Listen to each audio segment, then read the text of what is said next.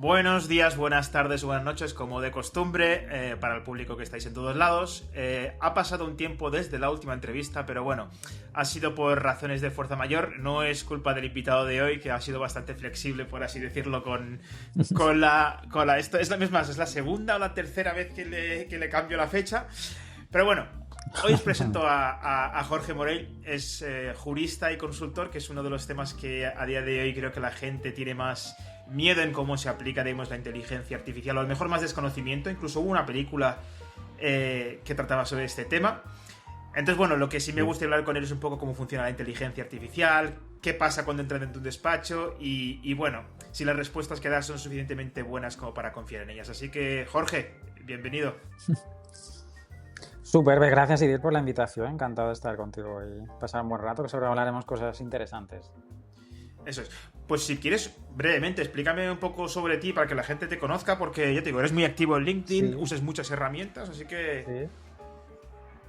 O sea, yo soy abogado especializado en Derecho de Nuevas Tecnologías desde hace 17, 18 años, ubicado en Palma de Mallorca, y en los últimos quizá 2, 3 años, antes de eso incluso siempre he tenido un poco la doble vertiente de jurista especializado en esa materia, pero también he hecho mucha tarea quizá desde 2016 en consultoría y formación hacia la transformación digital de sector legal, es decir, a ayudar a abogados, tanto despachos como asesorías jurídicas, a utilizar la tecnología de forma más eficiente. Y en los últimos 2 años y medio me he especializado incluso más. O sea, si ya hacía una especialización, yo digo que he hecho el embudo más estrecho, en parte pensando por lo que creo que viene. Y en buena parte, prácticamente me dedico en su grandísima mayoría a consultoría, formación en Derecho e Inteligencia Artificial, pero para abogados, asesorías jurídicas. Es decir, ya sigo manteniendo mucho conocimiento jurídico y obviamente lo tengo en cuenta cuando hablo de la parte más de las herramientas, pero es verdad que ahora mayormente me estoy dedicando a hablar con abogados y qué IAs generalistas especialmente pueden utilizar para aplicarlas en el día a día como abogados para hacer mejor su actividad. Entonces es un poco tengo, por tanto, ahí desde hace un par de años una newsletter, blog especializada en la materia, publico bastante regular, y luego en LinkedIn, pues prácticamente cada día intento publicar caso práctico, caso teórico, caso práctico, caso teórico. Eso es un poco mi día a día. Y para los que no le sigáis, además pondré las redes sociales tuyas en la descripción. De todos modos, es que hiciste el otro día una cosa que llevo enganchado, la verdad. El juego que hiciste de lo de... De simulador de juicios. Sí, sí, es buenísimo. Te digo, es decir, no es extremadamente complejo y me tiene enganchado, si te soy sincero. Llevo como 3 o 4 días jugando sin parar. Ostras, qué guapo. O sea, de hecho me han pedido más mejoras y creo que ese lo voy a publicar en abierto. O sea, está en abierto, pero lo voy a hacer más visible. Y creo que se lo voy a ir manteniendo. O sea, haré actualizaciones pequeñitas y lo tendré ahí. Como siempre me gusta el mundo videojuegos, también para que la gente se ubique. O sea, a partir de alguno de los modelos, en este caso he utilizado Fable 5 en Cloud, le pedí que creara un juego tipo Demo Hospital Dem Park, que a mí es un género que me ha gustado mucho. Es un juego de estrategia donde tú diriges un hospital o diriges un parque de atracciones, pero con un tono cómico de fondo. Y yo he hecho lo mismo, pero dirigiendo un abogado que empieza su carrera en ámbito procesal especialmente, y va escalando y se encuentra personajes, al funcionario, al del bar, pero ahí con un poco parte chistosa. Y la verdad es que queda majo, o sea, como primera versión creo que Sí, sí. ha quedado. Sobre todo lo He del hecho más bar. juegos de estos así jurídicos. El bar es chulo. Sobre todo del bar no me esperaba, claro, yo siempre iba por lo del café porque me quedaba sin energía, pero lo de no, habla con, creo era Paco, el dueño del bar, para que Sí. y te enteras de las cosas que te ayuden en el juicio, que eso, que eso me pareció curioso. Sí, sí, son muy graciosos. Sí, sí, sí. El sistema ese de rumores que se han inventado, muy majos, sí, sí. Qué bueno. Bueno, vamos a meternos ya en el meollo del asunto, porque, bueno, te tengo Uh-huh. a ti como experto. Yo te digo, eres de las pocas personas, diría, en el mundo. Pocas personas me refiero a que habrán miles, pero dentro de lo que sois juristas, que hay una barbaridad de ellos. Es más, yo tengo dos muy buenos amigos que los dos son abogados y los dos están muy Uh-huh. lejos de lo que es la inteligencia artificial, y creo que eres de los pocos que, digamos, se ha atrevido, y no llevas poco. Es más, sacaré una cosa que dijiste en Uh-huh. 2019, que ahora después lo Uh-huh. mencionaremos, que ya usaba tecnología y a día de hoy lo aplicas muchísimo. Entonces, Sí, tengo sí, una sí. pregunta para ti. Y es que, Uh-huh. la última vez, ¿cuándo fue la última vez que usaste una inteligencia artificial en este caso? Que hace unos años hubieses dicho, mira, esto una persona más joven, más junior, que está básicamente en una pasantía, me lo Sí. hubiese hecho. Me lo hubieras hecho esta misma mañana. Desde hace unos días he creado o sea, tengo a mi empleado de IA, que se llama Claudio. Entonces le voy haciendo 1000 cosas. Entonces esta mañana he probado si puedo hacer hasta 10 tareas en paralelo y se las dejo programadas por la noche y las ejecuta por la madrugada. Yo las miro luego a primera hora. Y la verdad es que ha hecho tareas que yo hace años literalmente hacía eso. Escribía mails muy bien estructurados a juniors para que hicieran esas tareas y yo luego revisara. Literalmente lo que he hecho esta noche y los últimos días es eso. Escribo mails de tienes que hacer esta tarea, aquí tienes los recursos, tienes que hacer eso. Eso se lo envío a un mail que es donde está esa ella. Se lee ese mail, ejecuta tareas, etcétera, etcétera. Eso es propio de... o sea, eso es lo que hacían juniors míos. Y cuando ves, digamos, Ya, el resultado de la tarea, los resultados los sueles revisar, es decir, ¿ves que hay una progresión en cuanto a confianza del primer día que creaste a Claudio a hoy? ¿O sigues teniendo, digamos, dedicando el mismo tiempo a revisar? O sea, la sensación es que cada vez revisas más... de hecho, está estudiado tampoco, ¿no? O sea, se sabe que el perfil un poquito más experto en su materia revisa cada vez más en diagonal. Entonces yo mismo me doy cuenta que en algunas cosas te das... o sea, eres consciente de que el modelo está mejorando más y más y más y más y por tanto tomas más confianza en algunas cosas y por tanto también sigues verificando porque está claro que el cuello de botella importante todavía está ahí, pero vas cada vez con un poquito más de confianza. Entonces sí, yo me doy cuenta que hay cosas que veo que están muy trabajadas, donde yo sé que tengo que leerme 3-4 párrafos de lo que me ha escrito, las 4 o 5 páginas o 3 páginas que me ha escrito, y si me suena correcto y entiendo, probablemente, o sea, es que lo doy por bueno. O sea, no. Entonces, sí. ¿Y hay alguna cosa que tú hayas dicho, por ejemplo, y estoy intentando, porque has dicho una cosa, el tema de cuello de botella a las personas, entonces haya habido alguna cosa que tú digas, mira, esta tarea en concreto o esta cosa que me ha respondido, a lo mejor un junior o yo mismo de joven sí que lo hubiese podido hacer mejor que lo que me ha hecho esta máquina? ¿Te suele pasar con frecuencia eso? Me pasa cada vez menos. O sea, también porque yo llevo ahora como... Yo también estoy en un... utilizo mucho el ejemplo este, pero yo hace demasiado tiempo quizá que estoy como Neo al final de Matrix, cuando está viendo... O sea, Neo empieza a ver todo en código, entonces yo lo veo todo en prompts hace bastante tiempo, quizá demasiado. Entonces, literalmente todo me parece prompteable y entonces constantemente, además yo me autoimpongo eso también porque a veces los clientes casi me lo exigen, explorar hasta dónde puedo llegar técnicamente con eso. Entonces, constantemente estoy haciendo experimentos muy complejos, muchas cosas que ni tan siquiera publico y cosas que me gustan y luego las hago solo versiones de versiones. Entonces, cada vez menos. Obviamente, las tareas de mucha complejidad, de valor estratégico, necesitas a profesionales que tengan 15, 20, 25 años de conocimiento para decidir si una sociedad con múltiples variantes la vas a tirar por este lado o por este otro. Y aunque a ella te pueda guiar bien, si yo no sé esa materia, ni yo ni un junior, o sea, no vamos a poder responder esas cosas bien. Claro. Pero muchas de las tareas que yo he hecho los últimos 15, 20 años, mi sensación es que un porcentaje generoso lo podría automatizar abiertamente con un grado de acierto muy, muy, muy importante ahora mismo. O sea, yo creo que eso nos pasa a todos. Mira, esta mañana, por ejemplo, sigo en Twitter, es decir, no era muy activo, es verdad que sigo sin ser extremadamente activo, pero es verdad que hay cosas que me entero.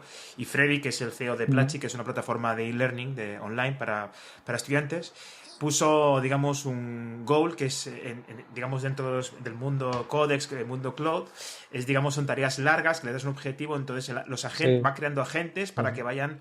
está familiarizado con eso, imagino, ¿no? Sí, sí. Entonces él básicamente hablaba de que llega un punto en el que está creando un producto, tiene la confianza de que se puede crear un producto completo mediante goals. Pero, y yo digo, yo vengo a un mundo más de desarrollo, ¿vale? Es decir, aquí mejor vengo a un mundo mucho más técnico a nivel de programación, que a mí me vino, para mí esto es un cambio enorme. Es decir, yo aprendí a programar en lenguajes bastante básicos, había asignaturas que era de programar de memoria, de saberte las funciones y demás cosas. Ahora me encuentro que le tengo que escribir y prácticamente lo hace mejor que yo. Pero estoy viendo que el tema de los seniors, los que somos seniors, nos mantenemos seniors, es verdad que mi capacidad ha bajado. Pero tú has dicho una cosa importante, has dicho, para ciertas tareas me siguen haciendo falta gente de que tenga 15, 20, tú mismo, con cierta experiencia que sea capaz de hacer ciertas tareas.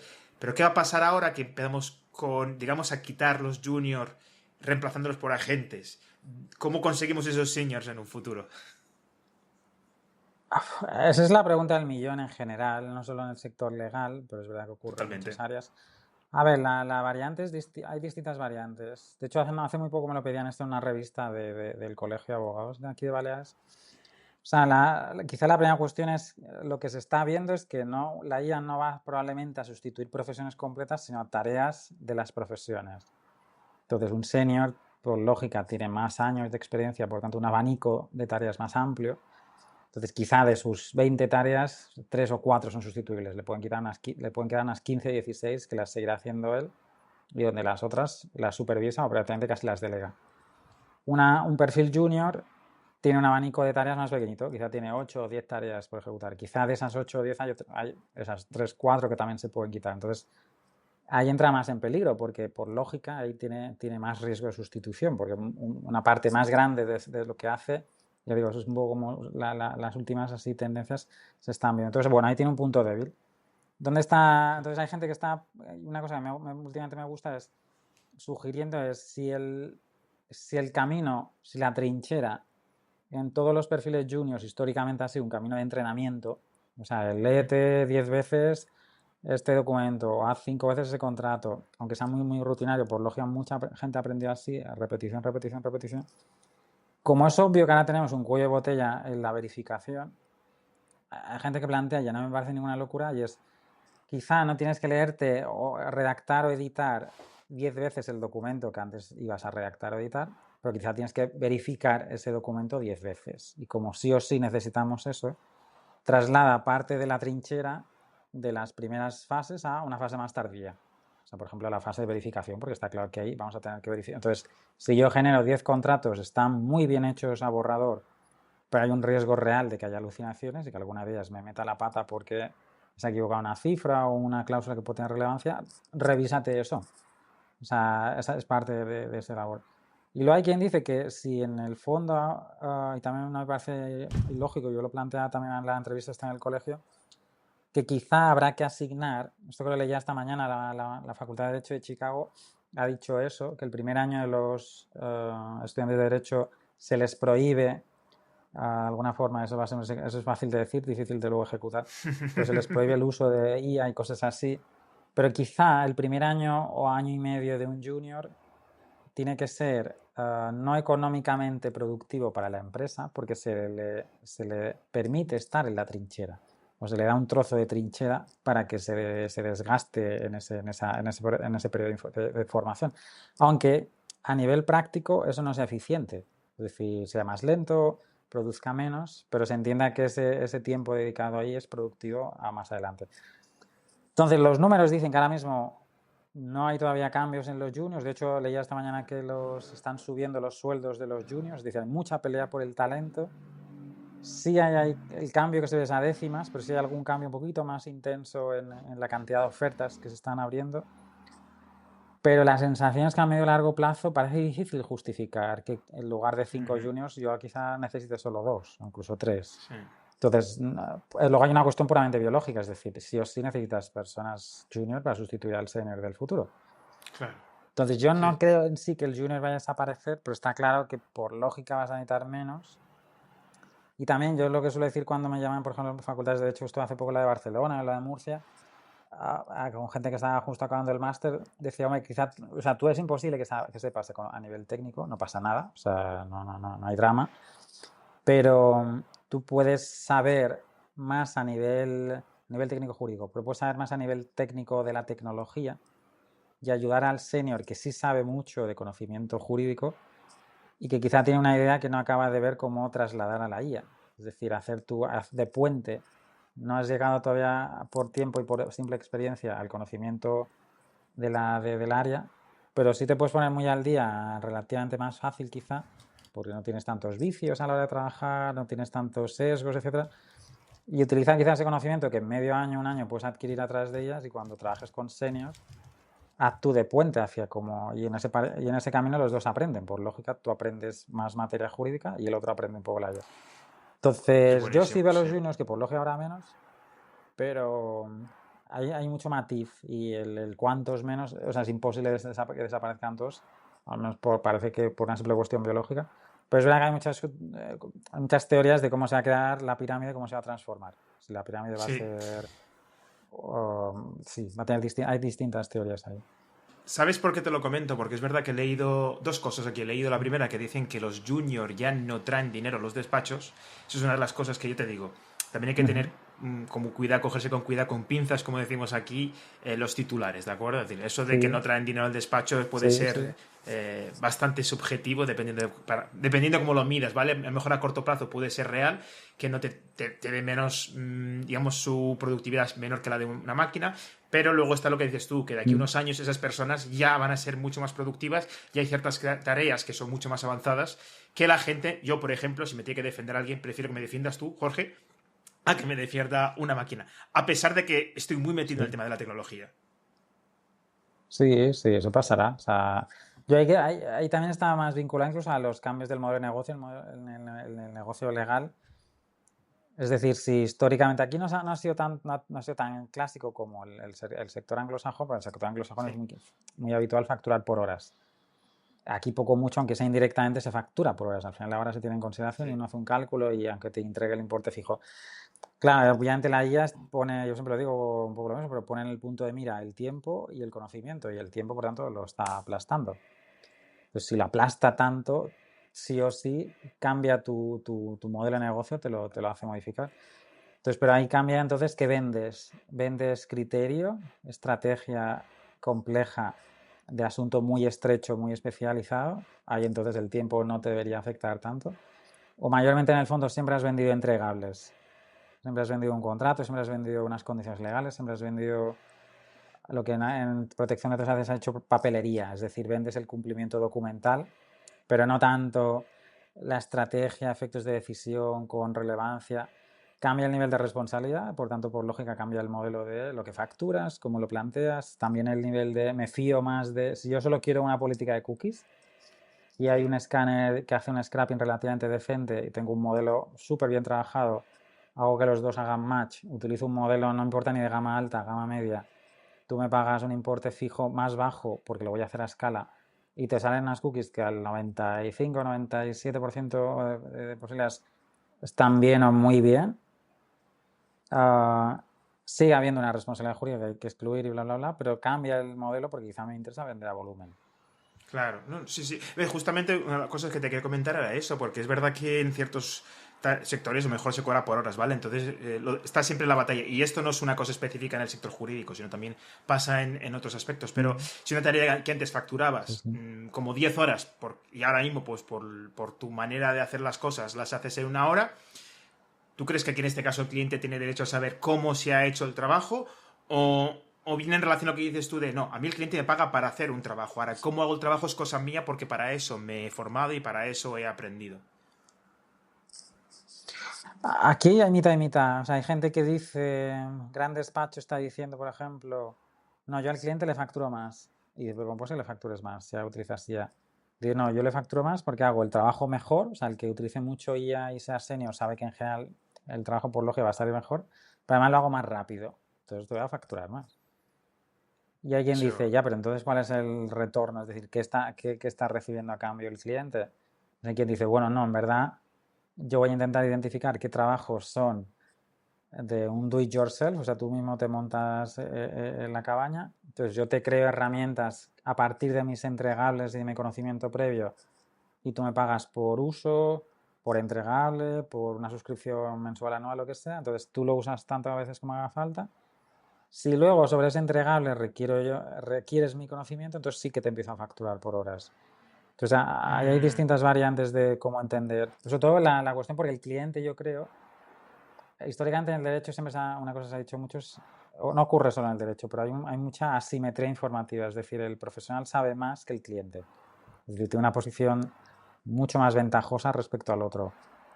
Para empezar, los abogados hablamos raro, eso es una cosa que va con la profesión, pero también ha sido históricamente una ventaja competitiva, o sea, hablar raro, de hecho está más que estudiado, eso ayuda porque me posiciona por encima de ti, entonces te genera una sensación un poco de eso, de asimetría, de hostia, este sabe mucho y no acabo de entender lo que me dice, entonces me fío más de él, por tanto asumo el coste que me pidan que no acaba de entender el por qué. Eso por lógico o por lógica va a ir bajando. Y aunque ahora quizá hay asimetría informativa en el sentido de que el cliente todavía no sabe que mucha tarea jurídica que antes llevaba 10 horas, quizá ahora la puedo tener despachada en hora y media, pero te sigo facturando lo mismo, lo normal es pensar que con el tiempo el cliente vaya descubriendo que eso es así. Entonces, Sí. esas condiciones legales que valen 800, más tarde o temprano el cliente te va a decir por qué tardan más tiempo si yo sé que las haces en menos tiempo y por qué me facturas literalmente lo mismo. Entonces, yo creo que ahora todavía está todo muy, muy efervescente, pero esos debates, todo el mundo plantea esas cuestiones en todos los despachos que voy. De una forma u otra está muy presente el debate y nadie tiene una Y, respuesta clara. y hay cierta incomodidad aquí, Jorge, sobre el tema de que hay gente que, como tú has dicho, dicen, bueno, yo asumo que el despacho X al que le voy a contratar para que me haga X tarea va a usar inteligencia artificial. Para ahorrarme costes, por así decirlo, yo voy a hacer toda la parte de investigación, voy a intentar hacer lo máximo posible por mi cuenta y luego intentar pedirle lo mínimo al despacho. ¿Tú crees que existe algún tipo de, como decía, incomodidad, inquietud por parte de los despachos de que lleguemos a ese punto si no hemos llegado ya?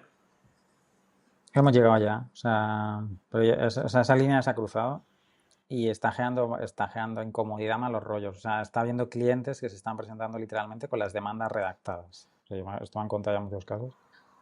Pero para que me revises la demanda. Claro, eso es lo que pasaba hace años, yo lo he visto, lo he vivido con plantillas de términos y condiciones ya hechas, rellenas. No, solo quiero que me revises la política de privacidad. Y entonces tienes que plantear una consulta en teoría, pero luego la realidad es que muchas de esas plantillas están hechas, lo que eran plantillas estaban hechas de aquella manera, entonces el 80% de la plantilla se podía tirar a la basura porque no encajaba bien con lo que la tienda online era o el negocio o la app, lo que sea. Claro, aquí estamos con un nivel de complejidad más alto. Una demanda pues tiene muchas particularidades. Sí. La sensación por eso yo siempre digo, el agua está subiendo mucho, o sea, el nivel del agua está subiendo mucho y no deja de subir mucho, entendiendo el nivel del agua como conocimiento, es decir, las IAs generalistas cada vez saben más de más cosas y los laboratorios trabajan en intentar cada vez adquirir más conocimiento a través de los muchos proveedores. Entonces eso da la sensación a alguien que no sabe de que literalmente tiene un conocimiento, o sea, que se está poniendo ahí a la par. Entonces, si yo en casa tengo claro mi asunto y le pido que me redacte una demanda para esto y yo tengo sensación de que sé, voy a ir con esa demanda al abogado diciendo, no, yo creo que está bastante decente esto, no necesito que me la hagas de cero. Entonces hay abogados que están negando, están diciendo, no, yo solo trabajo el proceso completo. Pero Pero ¿sabes qué hay gente pasa? que la está intentando contestar, pero es complicado eso, sí, sí. ¿Tú no crees que eso, porque yo una de las cosas que estaba siempre pensando, y te digo, hay empresas que ya se están dedicando muy específicas en el nicho del tema bueno, el tema legal, y es que primero hay te lo digo desde el punto de vista personal también, hay un concepto de que la inteligencia artificial lo va a hacer todo. Parcialmente. Estamos hablando ahora mismo, como has dicho tú, la generalista. Hay una que es la ChatGPT, que tú le puedes preguntar de todo, pero realmente no son especialistas. Lo que tienen es respuestas para todo. Ahora, que estén bien, que estén mal, o que sean, digamos, Sí, específicas, sí. no funciona. La pregunta es, ¿tú no crees que esto se podría solucionar si en este caso, ya sean los colegios de abogados, instituciones y demás cosas, invirtiesen un poco más en generar los modelos propios del sector digamos, el sector legal, donde solamente, obviamente, tengan acceso los que hayan invertido en ello, los que hayan dedicado su tiempo, esfuerzo y dinero en ello? Porque si no, ¿cómo puedes justificar tú que una persona que use ChatGPT como la usas tú dé diferentes resultados? Sí, hay distintas variantes. O sea, por ejemplo, la gran mayoría de grandes editoriales jurídicas tiene sus modelos, pero prácticamente el 100%, quitando alguna tipo Thomson Reuters, así, casi todas tienen o sea, depende de modelos de terceros, de utilizar wrappers, es decir, coge un OpenAI, coge un Anthropic, coge un Gemini y le pone un envoltorio muy específico, más o menos grueso, y entonces ahí trabaja. Esos modelos son los que, o esas ideas más especializadas, son las que muchos colegios contratan. Entonces, si tú eres colegiado, sueles tener acceso a alguna de ellas y por tanto puedes trabajar con ellas. También es verdad que son IAs a veces un poquito muy focalizadas en la parte de búsqueda jurisprudencial, que también es algo que muchos abogados obviamente hacen, la resolución de consultas, que también es algo común, pero quizá no es tan, creo yo, como lo estoy yo viendo, y es un poco donde mucha gente encuentra ahí necesidad de otras cosas, no están tan avanzadas en la posibilidad del uso a nivel administrativo, casi oficina de la IA, desde créame una skill basada en mis 1500 informes, créame una tarea programada que mire este conector. Es decir, están muy verticalizadas. Entonces, Claro. bueno, ahí los colegios intentan suplir esa necesidad. Y los abogados tienen mucho interés en ellas, más o menos las usan, pero ellos mismos tienen las dudas de si es la mejor. A mí me piden constantemente, ¿cuál es mejor? ¿Es esta, es Vincent, es Maite, es Lefebvre, es lo que sea? Por decir muchas. Luego está el tema del particular, y el particular siempre históricamente, o sea, ha sido muy curioso. O sea, la gente tiene ganas de intentar hacérselo por su cuenta si le sale más barato. Entonces ahora ve que le pide un contrato de alquiler y le dice, ostras, me sale un contrato de alquiler muy bueno. Pues a mí me suena bastante bien. Me suena bien. ¿Por qué voy a necesitar algo más? Entonces, el tema es que estamos escalando más. Si le pide una demanda, me la va a redactar. Entonces ahí entramos en problemas de responsabilidad de una y de otro. ¿Quién firma eso luego legalmente? Las consecuencias de ese documento no es todo una política de cookies, tiene unas responsabilidades, pero presentar una demanda mal redactada que incluye alucinaciones, etcétera, pueden otras muchas más. Y detrás de cada escrito hay alguien distinto. Yo te puedo crear un autogenerador de políticas de cookies diciéndote muy claro que, bueno, está bien que le eches un vistazo y compruebes potenciales alucinaciones, pero al final, si alguien responderá de eso, es él, en este caso, el responsable del tratamiento o el titular de la web.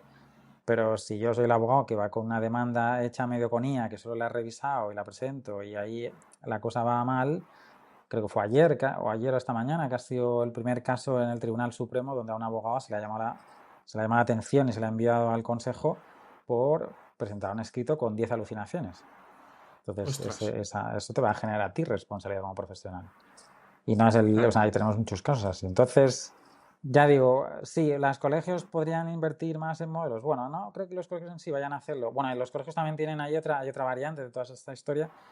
Es el Colegio de Abogados de Madrid, que fue el primero que ha presentado un proyecto de ley para que se legisle, se modifique el Código Penal y que se entienda que una IA que dé consejo jurídico se entienda como intrusismo digital. Bueno, eso también hay mucha gente eso también es muy clásico del sector legal. El sector legal históricamente es muy bueno resistiéndose a los cambios. Hay que pensar que todavía usamos el fax, entonces en general ahí lo llevamos bien. Pero esto no está bien. Pero es verdad que históricamente el fax es una cosa. Yo estudiaba bastante, a mí me obsesiona mucho unos años la historia de la innovación jurídica. Entonces, por ejemplo, el fax es una tecnología que se demandó a más no poder, es decir, los colegios norteamericanos de abogados denunciaban a las empresas que ofrecían esa tecnología porque el fax, para empezar, rompía un status quo y era un servicio por el que se facturaba. Históricamente se facturaba por transportar físicamente el papel de una parte a la otra o el contrato, etc. Entonces, incluso se llegó a argumentar que el hecho de utilizar el fax, que al final no deja de ser una copia que al final transmitida por bits, que esa copia que salía en la otra parte del mundo de la ciudad no era válida, o sea que legalmente no tenía validez. Pero para que veas, una cosa casi hiper mega denunciada, tipo la publicidad y otras muchas tecnologías que la abogacía en general se ha resistido de golpe, luego ha sido muy adoptada. La IA es un pelín al distinto, porque aunque hay rechazo, yo creo más que rechazo, hay más incertidumbre y dudas sobre temas de confidencialidad, anonimización. Sí.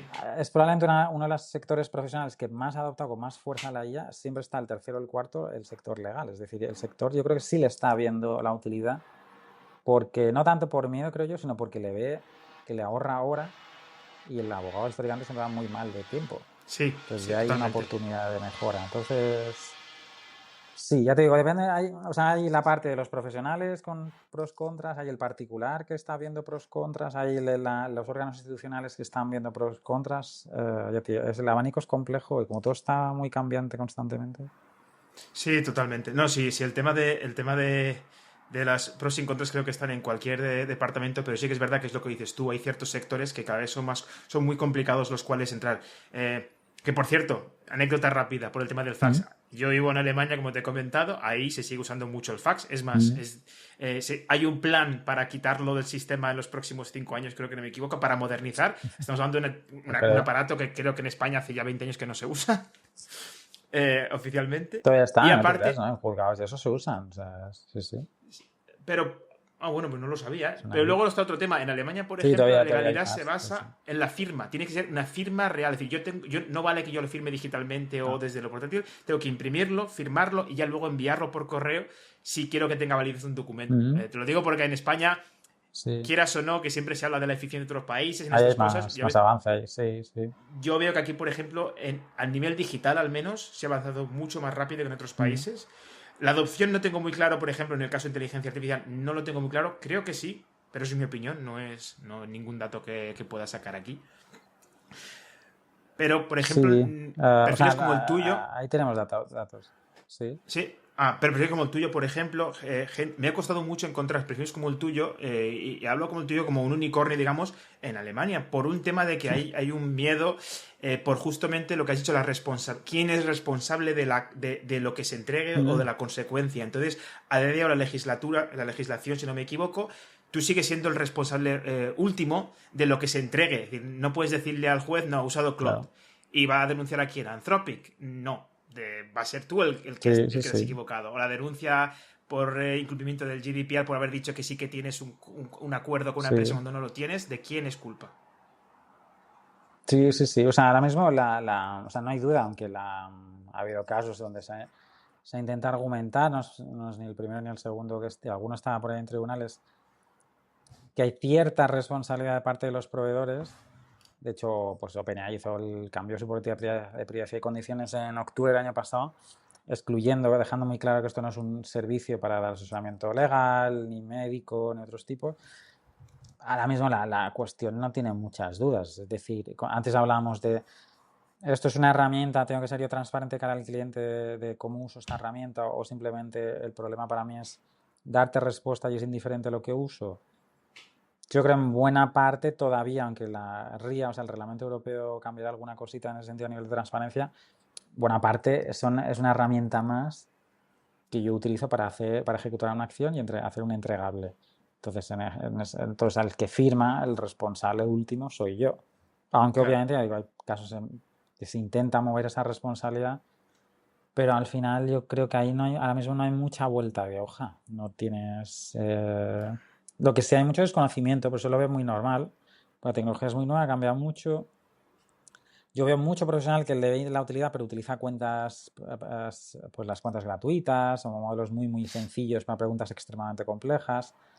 Entonces hay una locura no, es que me ha alucinado 7 o 8 veces. Y claro, ¿pero a qué modelo le has pedido? No, le he pedido al Instant, por ejemplo, y con la cuenta gratuita. Entonces, bueno, muchas veces haces la misma pregunta a modelos un poquito más avanzados, ya te atira mejor. Entonces ahí hay un problema de formativo casi que no profesional, pero luego está por lógica el criterio del profesional. O sea, yo ahí sí, o sea, entiendo que en Alemania en otros sitios haya un poco más de reticencia, pero en general yo creo que es bastante generalizado.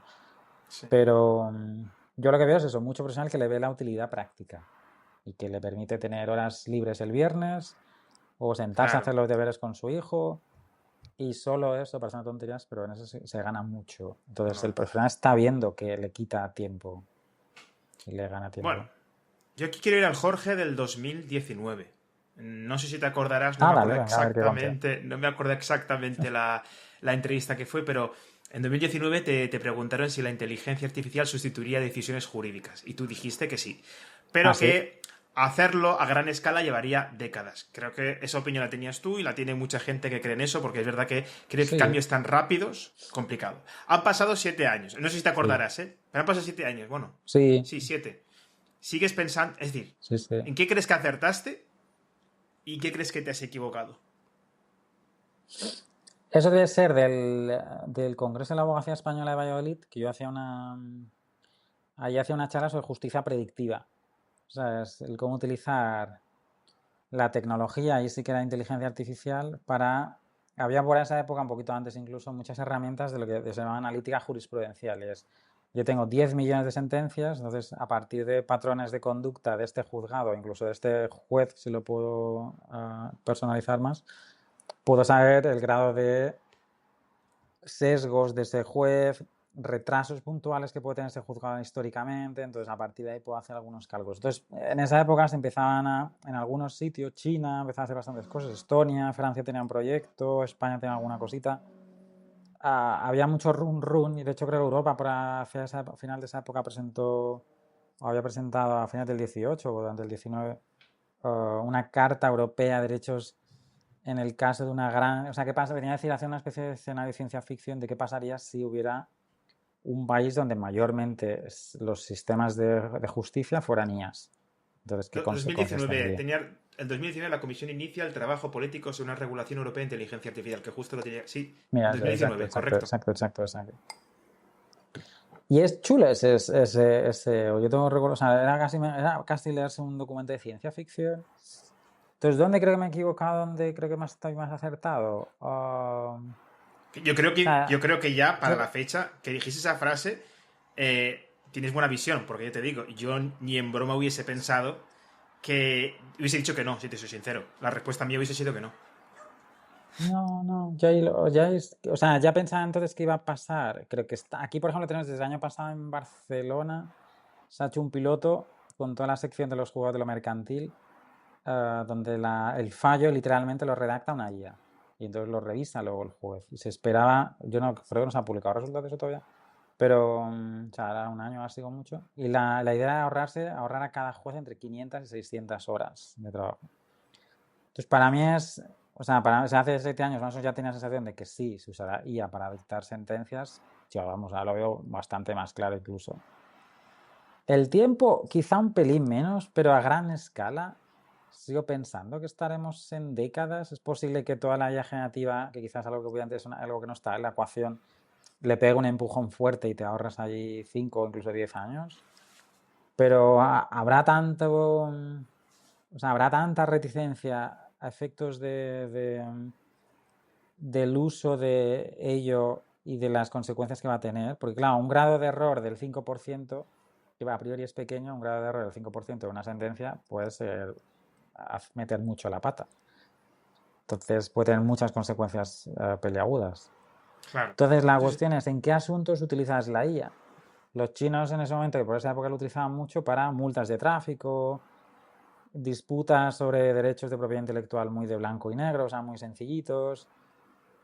Aquí se ha montado, en todos estos años se montó una comisión para el estudio de eso y, por ejemplo, creo que en temas de cláusulas suelo se sabe que estadísticamente pues casi el 90 y poco por ciento, casi todas son sota, caballo y rey, o sea, prácticamente todas salen en el mismo sentido.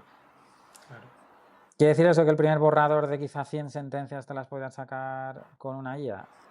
A mí no me parece ninguna locura, viendo que además tenemos ya proyectos en ese sentido. Pero que el último paso, o sea, es que ahí tendrías que cambiar la Constitución, o sea, Claro. convertiría nada más, entrarías en jaleos muy grandes. O sea, a gran escala, que sigo pensando que ahí sí que solamente estaremos en... Quizá, bueno, habrá países que no, ¿eh? Seguramente habrá países, quizá ahí sí que yo creo que, yo ahí no pensaba, pero por ejemplo tenemos países en Asia, Arabia Saudí, Emiratos Árabes, todos están incluso legislando, están creando, dentro del Parlamento han creado una variante que legisla literalmente, una IA legisla. Entonces sí creo que en una década perfectamente podemos ver países que deleguen. Bueno, a ver, tuvimos el caso de Albania, creo era. Albania creó un ministro de IA o una ministra de IA, Sí. teoría para gestionar temas de contratación pública. Y el tema es que la IA acabó corrompida, porque en teoría la quitaron porque se había acabado metiéndose en un tema de corrupción que era muy gracioso. Entonces, habrá, yo creo que países que se lancen a la piscina a lo loco y no me extrañaría que en 10 años delegaran partes generosas de pleitos pequeñitos. En su momento, en 2019, yo creo que Francia decía que los pleitos por debajo de 6.000 euros o 3.000 euros, una de las dos, iba a intentar que el primer borrador fuera 100% IA. Y que luego, si no estuvieras de acuerdo, tuvieras un sistema de apelación donde entraba un humano. No está Yo mal eso no pensado, lo veo bien, no me parece locura. También de la verdad no me parece locura porque sigo pensando lo mismo que en el 19 y es que como la parte de la Administración de Justicia en general está con pocos recursos, el truco de magia va a ser la IA. Entonces, no voy a construir más juzgados, no voy a hacer quizá los jueces o lanzar las convocatorias que necesito de jueces, sino que usa IA. Gana tiempo en ese sentido. Entonces, yo creo que eso, a nivel político, es una carta muy demasiado golosa. Y creo que la IA generativa eso seguramente lo va a hacer incluso más goloso. Y Claro. igual que en muchas otras profesiones la gente dirá, usa IA y despida no sé cuántos, usa IA no sé cuántos. Creo que ahí quizá veremos más cosas de las que yo pensaba en 2019. Yo estoy de acuerdo contigo. Yo creo que en 10 años es un buen número. No creo que estemos ya. Estoy de acuerdo que la adopción ha sido más rápida. Es decir, ha habido como un subidón de golpe de adopción. Eso es rápido porque ahora mismo, si me planteas qué pasa si quitamos la inteligencia artificial generativa de nuestros ordenadores, de nuestras vidas, yo creo que llegamos a un colapso. Es decir, yo creo que ya estamos en un punto de no retorno donde la gente ya se ha Sí, acostumbrado tanto a trabajar con sí. ella que es prácticamente imposible quitártela. Que de ahí pasemos a gran escala, lo veo. Pero por eso. Y aquí, Jorge, es donde sí me interesa mucho más tu opinión, y es en el tema de la legislación, porque estamos hablando de gran escala, estamos hablando de que se use ya en cosas que pueden crear disputas o solucionarlas y demás cosas. Y aquí yo creo que tú conoces, tú y yo a lo mejor conocemos más la parte de la Unión Europea, bueno, tú más que yo, obviamente, la Unión Europea y España. Muchos de los que me escuchan también están en Latinoamérica, están en Colombia, en México. Pero sí me gusta dedicarle unos minutos a hablar un poco de qué están legislando en Europa. Y para mí, mayor problema o la mayor inquietud que tengo es quién la está legislando, es decir, las personas individuales que están haciendo la legislación. Entonces, bueno, el tema del AI Act, que este es famosísimo, ha tardado, en 2019 empezaron a hablar sobre ello y hasta hace relativamente Sí. poco no se llegó a, digamos, a concluir. Primero de todo, ¿qué piensas sobre el AI Act? En sí, pues si quieres te doy, lo sabrás, pero para el público, es, digamos, un sistema de regulación que está haciendo la Unión Europea o ha hecho la Unión Europea que clasifica la inteligencia artificial según sus riesgos y prohíbe ciertos usos, impone control de otros y es bastante estricto, digamos, en sistemas de alto riesgo. Dicho esto, Sí. Jorge, ¿qué piensas tú? Ahora mismo la sensación mundial es que, y ha acabado afectando a Europa, es que hay desregulación. O sea, la sensación es que hay mucho más interés institucional gubernamental a nivel planetario en el avance de la tecnología, cueste lo que cueste, y eso también implica cueste lo que cuesta a nivel de derechos y libertades, que no en su regulación. Entonces, yo siempre, de hecho, lo explico en las formaciones que hago. Cuento un poco el escenario de, ahora hablaremos más el de Europa, pero luego digo, mira Estados Unidos tenía poquita normativa, llegó Trump, quitó la poca que había, ha dejado un esquema así generalizado, ha prohibido a finales del año pasado a que los estados legislen internamente, y bueno, ahí tienen bastante pelea por ello. Ya ahora se ha puesto un poco estricto, se ha puesto con el tema de no, está acabando de enfilarlo. No, si creas un modelo que es muy avanzado, tipo Fable 5 o 5.6 Sol, cosas así, me lo tienes que enviar por anticipado, yo le tengo que echar un vistazo y si más o menos lo veo bien, te doy el ok. Que es una medida muy europea, en verdad. Entonces ahí ha pegado un volantazo un poco extraño. Pero en verdad es, bueno, para adelante. China es, bueno, China al final es una dictadura, no hay que engañarse, entonces, pero tiene más normativa de la que parece. Pues es verdad que la ajusta en función de las necesidades, también las necesidades del país, económicas. Por ejemplo, pegó un volantazo muy fuerte a finales del año pasado en data centers, entonces rebajó un montón requisitos porque lo que quiere es que se construyan centros de datos a punta pala. Entonces ahí ha puesto muy pocos límites, pero esta semana ha limitado que las personas puedan establecer o que se puedan crear chatbots que emocionalmente te lleven a establecer relaciones. Ha regulado muchos temas de ciberseguridad. Entonces, bueno, ahí China intenta ahí según la necesidad un poco. Todo lo demás, en Asia, Corea del Sur es el más parecido. Corea del Sur, de hecho, es el que más ha regulado con Europa. De hecho, ha hecho un poco una copia del AI Act. Pero hubo un cambio de gobierno hace un poco más de un año y metieron también tijeretazo en todo el sistema de procesos, o sea, desregularon. Japón dijo que tiene una ley, pero es prácticamente la mayoría voluntaria, algunos criterios muy generalizados. Y literalmente la nueva primera ministra dijo que iban a modificar la normativa de protección de datos para rebajar el nivel de exigencia y que se pueda utilizar, las IAs pueden utilizar más datos personales. Reino Unido intenta ser como una especie de oasis digital en medio de Europa, entonces No tiene regulación expresa, ha dicho que va a estar un año, año incluso y medio. Intentó regular el tema de el uso por parte de los laboratorios de IA de datos de terceros, especialmente obras y todo eso. Ahí se ha tenido mucha fricción y mucha pelea con eso, entonces ha tenido que hacer marcha atrás en eso, pero mayormente se aguanta. Y luego Australia hizo una propuesta de ley y la tumbaron. Canadá hizo una propuesta de regulación, la tumbaron. Brasil hizo propuesta normativa, la tumbaron. Hay en Perú, Chile, hay algunos avances así, pero normales, no En muy Perú, extensos ni en, muy en Perú, extremos. en Perú la que hicieron, porque es la tengo apuntado aquí, la ley 31814 Sí, y el decreto supremo 115, que ya son sí. vigentes. A mí lo que me parece que es bastante vaga, digamos, lo que quieren hacer, porque dicen la ley que promueve el uso de la De inteligencia artificial principios. compatible, o sea, correcto, compatible con los derechos humanos, la seguridad y el desarrollo económico. Mm. Es decir, el concepto está muy bien.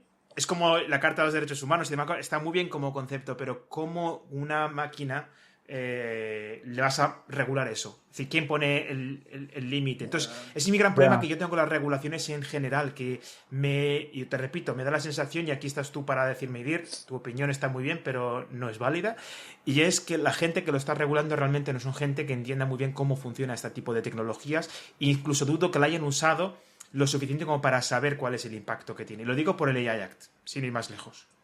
Claro, ya ahí tienes, o sea, entrando, o sea, a nivel mundial, mi sensación es que hay voluntad, no, o sea, no sensación, hay voluntad de desregular. O sea, yo que si las sigas muy al día a día, yo que sigo, pues yo me leo sin problema, yo que sé, 150, 170 noticias, informes, reports a la semana. Entonces, sobre IA y derecho solo, entonces la sensación, la verdad es que hay desregulación. Pero es que esa desregulación ha llegado aquí, porque el AI Act iba a entrar por sectores, por partes, y el año pasado se presentó, a final del año pasado, en plan por un pressing geopolítico gigántico también, se presentó una cosa que se llama el Omnibus Digital, que es una propuesta de modificación de varias normas, entre ellas el RIA, o sea, reglas del Reglamento de Inteligencia Artificial o AI Act en inglés, que desregula el propio AI Act. Es decir, cuando no está ni más de la mitad de la norma, todavía no está ni aplicable, ya le metieron una sugerencia, ya hicieron tijeretazos varios, que también se han negociado, algunos han ido para arriba, otros han ido para abajo. Entonces, incluso Europa ha entrado, creo yo, en crisis existencial a nivel Sí. regulatorio. Y eso porque ha visto que lo que históricamente se llama el efecto Bruselas es, yo no tengo grandes campeones tecnológicos, sí soy muy garantista a nivel de derechos y yo eso no creo que sea una propuesta equivocada para nada, porque creo que y como estamos yendo, lo hemos pagado en otras materias tipo redes sociales y probablemente yo creo que lo pagaremos a largo plazo en esto, pero bueno. Entonces, mi efecto Bruselas es que Europa económicamente es muy importante, entonces quizá no tengo grandes campeones tecnológicos, pero los que vienen a operar aquí les impongo una norma que en el fondo genera un efecto que acaba replicándose en América Latina un montón, indirectamente influye en muchos estados de Estados Unidos, etcétera, etcétera. Entonces, en el fondo tengo un efecto. Claro, aquí qué ha pasado que no hay voluntad, en general no hay voluntad de cumplimiento, o sea, hay voluntad de avance tecnológico, hay voluntad de cumplimiento básico. Entonces la ha pillado como muy a contracorriente, entonces la ha pillado como muy a contracorriente para mí a Europa y luego es cuando se ha encontrado que, bueno, ha habido cambios geopolíticos importantes y como no tenemos históricamente grandes campeones tecnológicos, ahora nos hemos dado cuenta que no tenemos históricamente campeones tecnológicos. Entonces, que ahora no tenemos cómo mantener ese nivel de exigencia y, por tanto, cómo contrarrestar eso. Literalmente, la semana pasada se publicó uno de los Safety Institute de estos que hace para analizar el nivel de cumplimiento y seguridad de los modelos de IA. Creo que quedaba Anthropic primero, segundo OpenAI. El último de 10 era Mistral. Mistral es la gran esperanza europea, es un modelo con base mayormente en Francia. Y había un poco una lectura ahí curiosa, en plan, un modelo europeo es el que menos cumple a nivel de seguridad. O sea, a nivel de transparencia, cumplimiento, toda una serie de particularidades. Entonces, ¿el Ajax lo ha regulado gente que quizás no entendía la tecnología del todo? Es posible, porque literalmente hace meses se estaba planteando si el Ajax es suficiente como para regular los agentes. Porque a nadie se le había ocurrido, por allá 2020-2021, cuando se empezó a regular el reglamento, que iba a haber una cosa que se llaman agentes. O las muchas cosas otras que van surgiendo y que la gente, o sea, no sabía.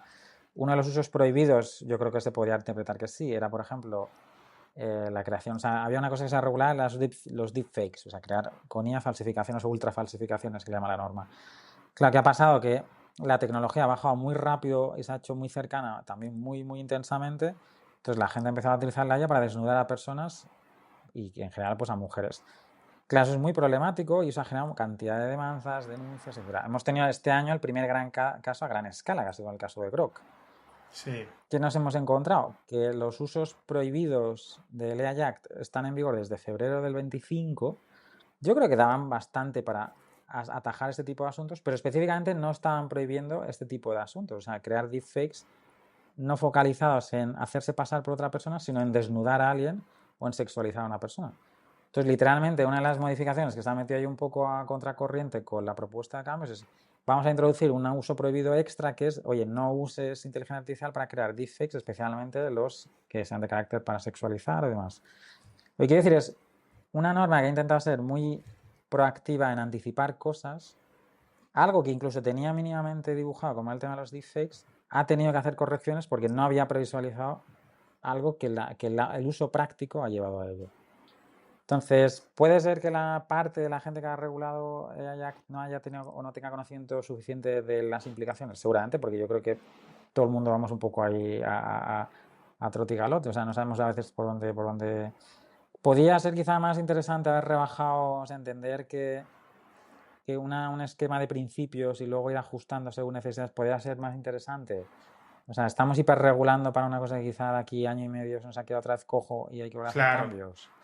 Es que justo Jorge, Puede eso que ser. dices... Es un debate. Eso que dice la reforma, la ómnibus que han hecho, una de las cosas que han tenido, es decir, han reformado y han aplazado los tiempos y demás cosas, pero han tenido que añadir la parte de los deepfakes y el uso, vamos a llamarlo, el contenido sexual sintético sin consentimiento y material de abuso sexual infantil generado por inteligencia artificial. Lo han tenido que añadir específicamente porque es unas cosas que ni siquiera se estaban imaginando. Entonces, esto lo estaba hablando con un amigo mi abogado y me decía exactamente lo que me estás comentando. Pero el problema que él veía, y te lo puedo... Aquí tengo puesto el timeline de, digamos, lo que tardaron en hacer, digamos, el AI Act. Y desde 2019, que tú mencionas que hicieron la primera comisión, luego en 2021 fue cuando se presentó el primer proyecto, y hasta el 2024, que entró en vigor el 1 de agosto, pasaron 5 años, no se aprobó, digamos, eso. Entonces, el problema que me decía él es, sí, estoy de acuerdo en que hay que hacerlo, como llaman, on the go, mientras... Dice, el problema es que si tardamos 5 años en regularlo, para cuando nos pase ese problema ya han pasado 5 años. Y cosas del 2026 se regularán en el 2031, que ya será otro mundo. Eso está también con los thresholds, o sea, con los niveles de computación que requieren determinados modelos y que, por tanto, esos modelos estén sujetos a toda una serie de cumplimientos. Claro, se establecieron esos marcos de cumplimiento hace año y medio, 2 años, probablemente un poco más. Pero esos se han quedado quizá totalmente desfasados, porque obviamente tanto las eficiencias como las mejoras no hacen más que avanzar y hacer semana a semana. Entonces eso puede hacer que el framework de trabajo sea tan alto que acaben pillando modelos que ahora mismo no tienen no deberían quizá ni estar ahí por el tipo de acción que realizan. Riesgo. Entonces, claro, el tema es que históricamente no hemos tenido quizá una tecnología que avance que tenga tanto impacto tan rápido. O sea, entendiendo el nacimiento de ChatGPT al 30 de noviembre del 22 en 4 años, y ya tenemos casos de uso a nivel personal y profesional muy intensos. O sea, que lo que tú decías, yo creo que hay gente que se la quita y ahora mismo la IA ya le costaría avanzar en muchas cosas. No hemos tenido quizá muchas de esas tecnologías que avancen tan rápido y que por tanto se anticipen tantísimo, con casos de uso muy, muy variantes que te cuesta un poco regular. Entonces ahí históricamente ha tenido más lógica crearse un sistema de más o menos principios donde vas haciendo modificaciones según la casuística. Aquí hemos intentado hacer un castillo bastante más complejo, pensando que el castillo avanzaría relativamente lento, o la construcción del castillo avanzaría relativamente lento. Y nos hemos encontrado que en realidad ya tenemos ahí, o sea, una urbanización llena de castillos, cuando estábamos solo haciendo el primero.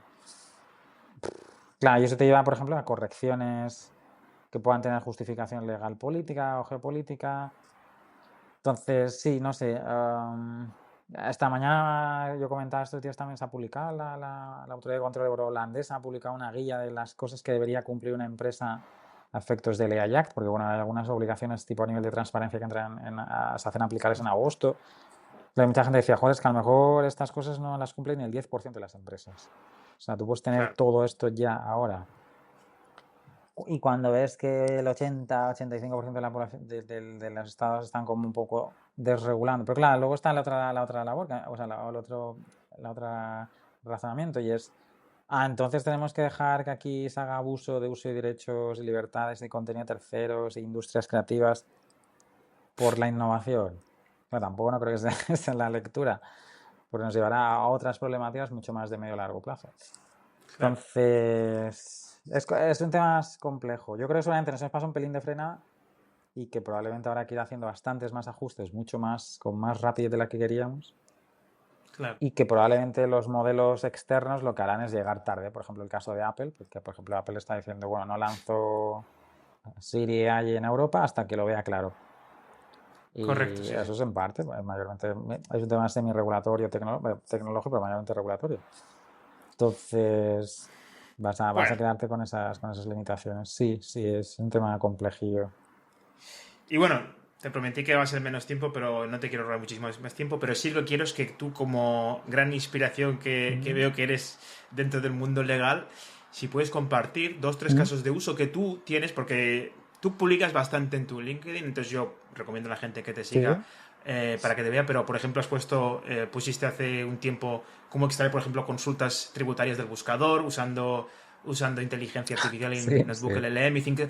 ¿Qué 2, 3 cosas dirías? Mira, para los que estéis empezando en inteligencia artificial y aún no os fiéis del todo, os recomiendo que hagáis estas 2 cosas para empezar y ya a partir de que avancéis. Que te funcionan a ti, obviamente. A ver, uno muy sencillo, muy tontorrón, pero yo creo que la gente se impresiona por lo fácil que es de usar y que le puedes sacar provecho es crearte un tutor de idiomas. Por ejemplo, necesitas practicar un idioma, francés, alemán, inglés, lo que sea. Hay un prompt muy sencillito que le dices, oye, mira, sí, eres un profesional yo sé, inglés o francés o lo que sea.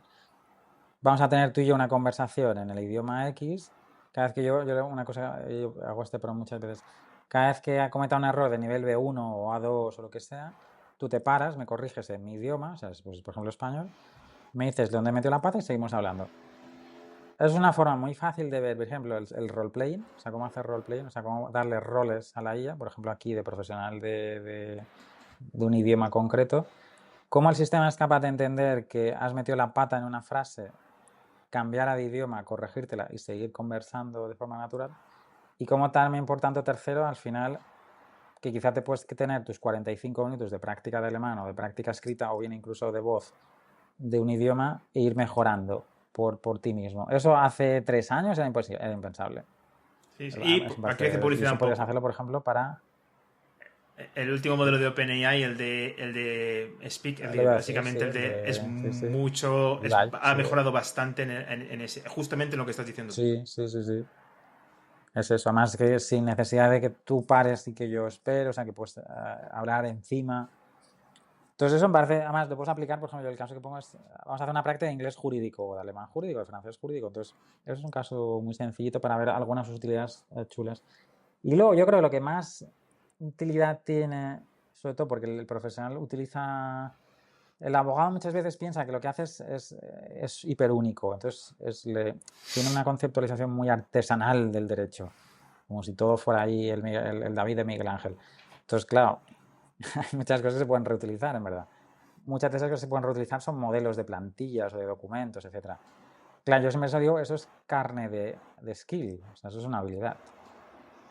Entonces, interiorizar el concepto de a ChatGPT o a Claude o el que sea, enséñale que cada vez que le pidas una contestación a demanda, este es tu borrador, con tu estilo, con tus imágenes, con tus fuentes, con tus colores, con tu tal.